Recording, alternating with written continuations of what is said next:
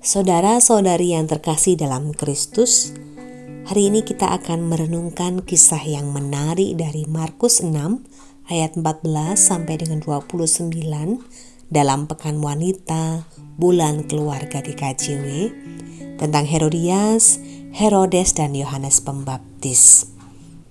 Herodias, sebuah peringatan tentang dendam. Herodias menyimpan dendam terhadap Yohanes Pembaptis karena tegurannya yang benar. Dia tidak dapat menerima koreksi dan malah merencanakan kejahatan. Saudara, adakah orang dengan tipikal demikian dalam realitas hidup masa kini? Jawabnya banyak. Ketika seseorang diberitahu, diingatkan akan kesalahannya, ditegur, tidak dengan mudah seseorang tersebut menerima.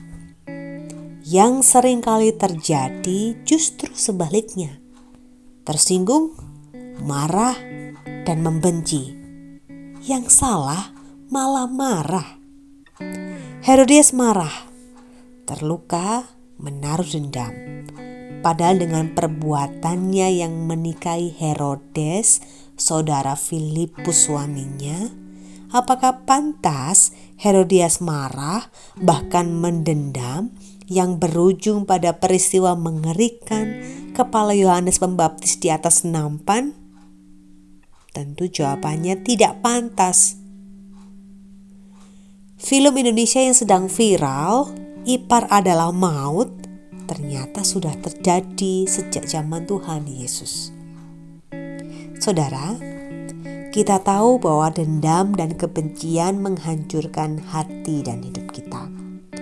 Bisa jadi hari ini, saat ini, kita sedang diliputi marah, terluka, benci.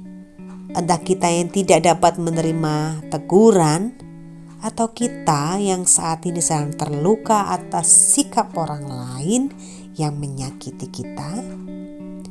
Mari belajar untuk letting go, melepaskan. Dari Herodias kita belajar untuk berani menerima teguran, berani mengakui kesalahan, dan berani mengakui bahwa saya terluka, marah, tersinggung. Berani untuk melepaskan emosi negatif dan berani untuk memberikan pengampunan. Berani untuk letting go, melepaskan. Ketika kita memberi pengampunan kepada orang yang menyakiti kita, hal itu bukan dalam rangka orang lain yang melukai, menyakiti kita, itu pantas untuk dimaafkan.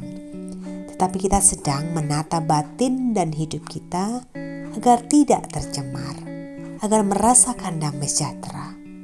Jadi pertama-tama adalah saya mau mengasihi diri saya tidak mau kemarahan, luka, kebencian, dan dendam itu menghancurkan diri saya. Ketika kita berani untuk letting go, melepaskan, maka kita pun sedang membiarkan Tuhan yang bertindak.